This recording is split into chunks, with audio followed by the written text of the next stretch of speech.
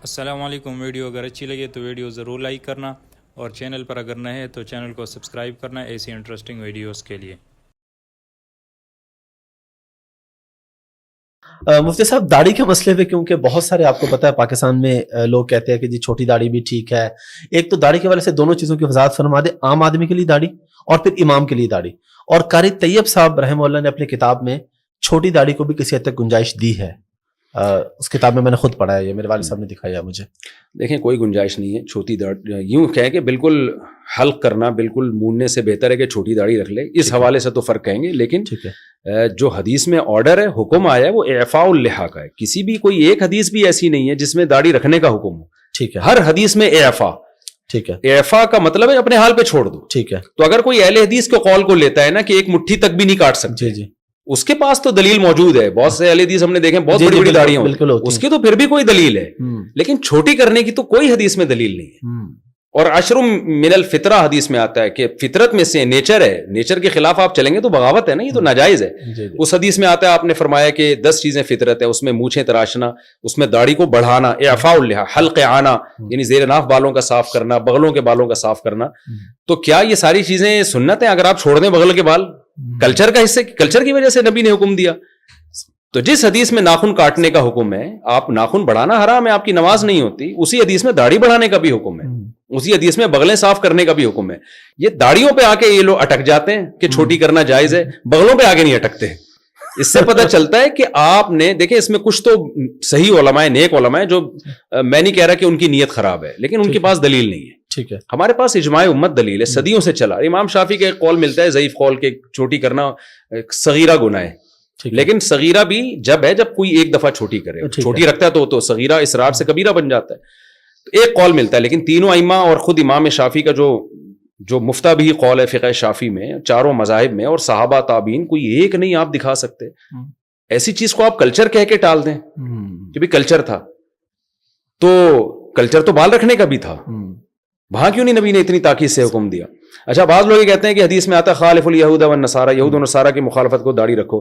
تو اس پہ بھی بعض لوگ کہتے ہیں یہ یہودی اور نصارہ کی مشابہت کی وجہ سے اب تو بہت سے یہودی بھی داڑھی رکھتے ہیں. یہ بات بھی غلط ہے. نبی نے جو بتایا نا یہودی اور نصارہ کی مخالفت کرو, حدیث کا یہ قطعاً مطلب نہیں ہے کہ یہودی رکھنا شروع کر دیں تو تم کٹانا شروع کر دو. مطلب یہ کہ بری چیز ہے جو یہود و نصارہ کرتے ہیں, تم نے برائی میں ان کی مخالفت کرنی ہے, اچھائی کو پروموٹ کرنا ہے, اعفاء اللحیٰ پہ عمل کرنا ہے. اور ویسے بھی آج کل بھی زیادہ تر یہودی اور عیسائی رکھتے نہیں ہیں, بہت کم, چند مذہبی قسم کے لوگ رکھتے ہیں. میں نے الحمدللہ پرانی آسمانی کتابوں کا بھی طلب علمی کے دور میں مطالعہ کیا ہے. تورات میں ابھی بھی یہ لکھا ہوا ہے کہ اللہ نے کوہ طور پہ موسیٰ کو بلا کے کہا کہ اپنی قوم کو کہہ دیں کہ داڑیاں بڑھائے. آج تک یہودی اس پر عمل کر رہے ہیں.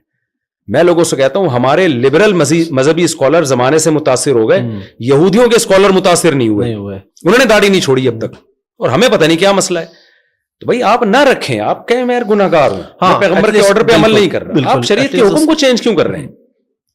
تو 150-200 سال پہلے علامہ شامی ابن عابدین جو فقہ حنفی کے بڑے مستند ایک مفتی سمجھے جاتے ہیں, جن کو بہت آدھی دنیا نے ان کو فالو کیا ہے, ان کے یہ الفاظ ہیں کہ داڑھی ایک مٹھی سے کم کرنا یا بالکل منڈا دینا, کما یفعلہ بعض المغاربۃ والمخنثۃ من الرجال فلم یبحہ احد.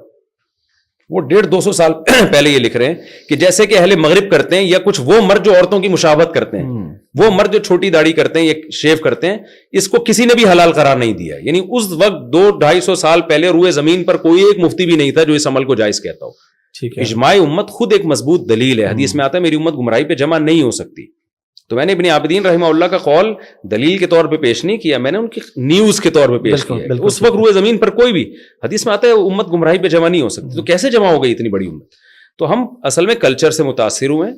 اب بجائے کلچر کو چینج کرنے کے ہم خود چینج ہو رہے ہیں. تو اسلام کو بھائی چھوڑ دو, آپ نے نہیں رکھنی آپ نہ رکھیں. اسلام کو نہ, بہت سارے کام وہ بھی تو آپ نہیں کر رہے نا. اسلام نماز تو فرض ہے, وہ تو ارکان کا نام ہے, وہ تو اب اگر کوئی نہیں امام, یعنی اگر چھوٹی داڑھی والا, ہاں اب رہا مسئلہ امام کا, نماز تو ہر فاسق کے پیچھے بھی ہو جاتی ہے, لیکن یہ کہ امام ظاہر ہے ایسا ہونا چاہیے نا جو شریعت کو خود تو فالو کرتا ہو نا. امام کی سلیکشن میں تو یہ چیز دیکھی جائے گی کہ وہ شریعت کو فالو کر رہا ہے کہ نہیں کر رہا.